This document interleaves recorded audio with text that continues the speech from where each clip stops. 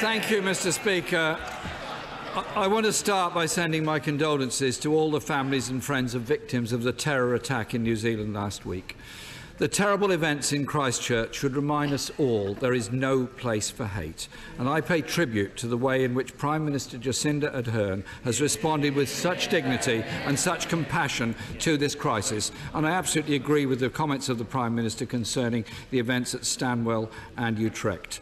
And I'm sure the whole House will join me and her in sending our deepest sympathies to all those who lost their loved ones and homes in the terrible cyclones that have caused devastation in Mozambique, Zimbabwe and Malawi.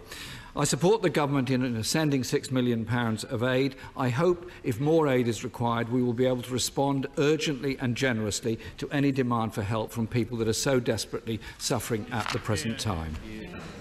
Mr. Speaker, we're now in the midst of a full-scale national crisis.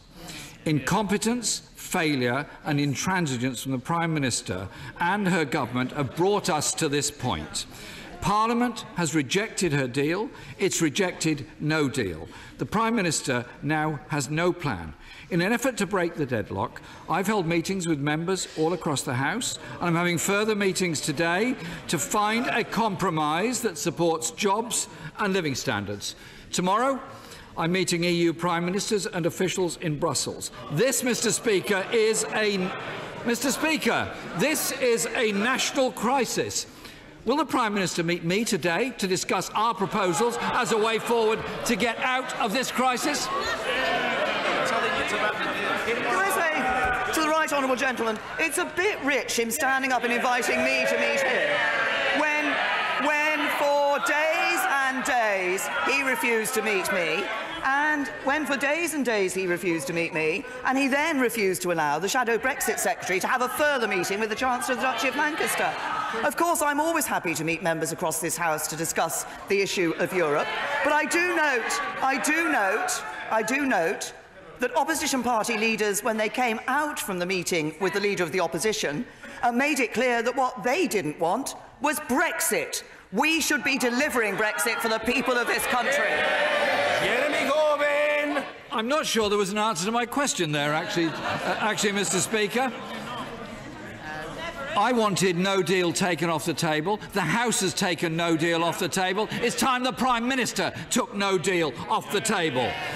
Mr. Speaker, the CBI said the extension vote is a welcome dose of common sense.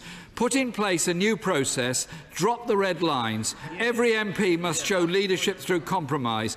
Will the Prime Minister drop the red lines? Is she prepared to compromise to get through this crisis? Yeah. The right honourable gentleman talks about decisions that have been taken by this House. I'm sure it won't have passed you by, Mr. Speaker, that of course this House has voted on and rejected a second referendum. It has voted on and rejected no deal. It has voted on and rejected Labour's deal. It has voted on and rejected a customs union. And it has voted on and supported leaving with a deal. It's time this Parliament faced the consequences. Jeremy Corbyn! Mr. Speaker, the last time the Prime Minister tried her meaningful vote, she only managed 242 votes, slightly up on the previous attempt, but nevertheless a decisive rejection. Our plan received 296 votes, rather considerably more than that. Mr. Speaker, her government is in chaos. She's ignored the House, ignored trade unions, ignored businesses and ignored the concerns of communities all around the country. She told the House that the EU would only allow an extension of Article 50 if there was a clear purpose. She's travelling to Brussels tomorrow morning to meet the EU summit leaders. What is her clear purpose? I think if the right honourable gentleman had listened to the answer I gave to the first question that was posed in PMQs, he would have heard that. Well, it wasn't clear at all, Mr. Speaker, other than she's going to try again with what we'll now term MV3. Surely, after two big rejections by the House, she must have noticed there isn't much support for the deal that she negotiated. So we learned this morning, Mr. Speaker, that she's only going to ask for a short extension, which directly contradicts what the Cabinet Office Minister told the House, saying in the absence of a deal, seeking such a short and critically one-off extension would be downright reckless and completely at odds with the position this House adopted only last night. So who is downright reckless here, Mr. Speaker? The Prime Minister ploughing on with an unachievable, unsupported deal, or others in this House who want to achieve something serious and sensible to prevent the damage to the British economy, jobs and living standards all over this country? The right honourable gentleman talks about trying to achieve something sensible. It's the right honourable gentleman who last week abstained on a vote of a second referendum, despite the fact that it's Labour Party policy, and then had the nerve to stand up in this House and say he reiterated their support for a second referendum. He has no idea what he wants on the future of this issue. He asks about a long extension. He asks about a long extension. I'm opposed to a long extension. I don't want a long extension. Setting aside the issue that a long extension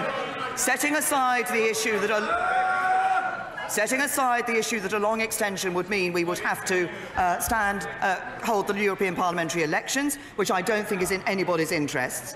The outcome of a long extension would be endless hours and days of this House carrying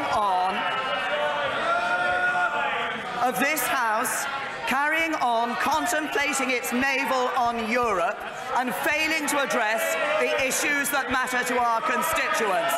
Their schools...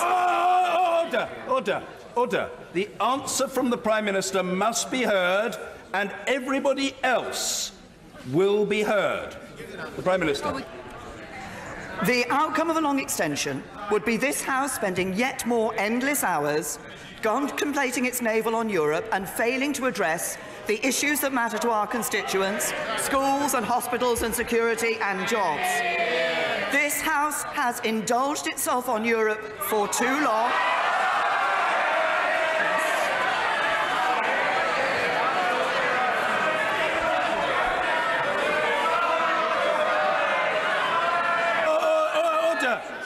Order. There's a lot of very noisy barracking. Order. The Prime Minister's reply will be heard, and colleagues know that I am happy for the exchanges to take place for as long as is necessary to ensure that they are orderly. The Prime Minister. It's time for this House to determine that it will deliver on Brexit for the British people. That's what the British people deserve. They deserve better than this House has given them so far. Mr. Speaker, to describe the parliamentary process as one of indulgence doesn't show much respect for the democratic process that sent us here in the first place. The House, Mr. Speaker, has twice rejected the Prime Minister's deal. She's trying to come back for another attempt on Monday. Further to your ruling last Monday, she's got to come up with something a bit different than she's come up with so far. So what significant changes will there be, either to the withdrawal agreement or the political declaration, that will even allow the Prime Minister to table it on Monday? The right honourable gentleman talks about respect for democracy. Respect for democracy means that this House should deliver the Brexit that the British people voted for. And the right honourable gentleman now wants to disrespect democracy by holding a second referendum.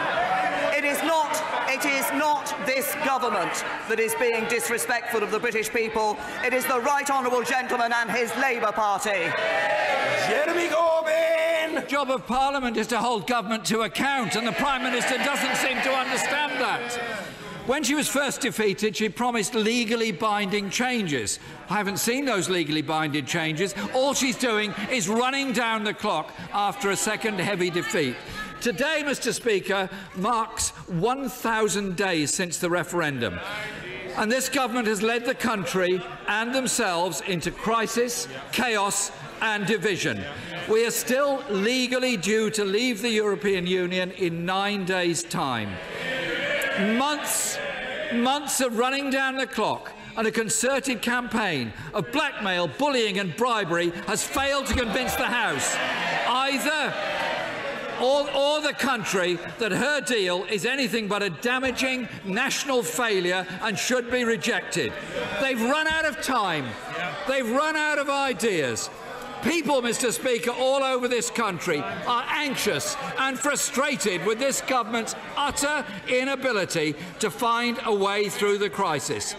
If the Prime Minister cannot get changes to her deal, will she give the people a chance to reject the deal and change the government? Can I say to the right honourable gentleman, I think he's actually just made the point that I was making in my previous answer to him, that he doesn't want to actually respect the votes that took place in the referendum in 2016. We have a deal. We have a deal that keeps millions of livelihoods safe and secure. It protects the union for the future. It means murderers and rapists on the run can be brought back quickly to face justice in this country. No deal won't do that. The deal is good for this country. It delivers Brexit and it should be supported.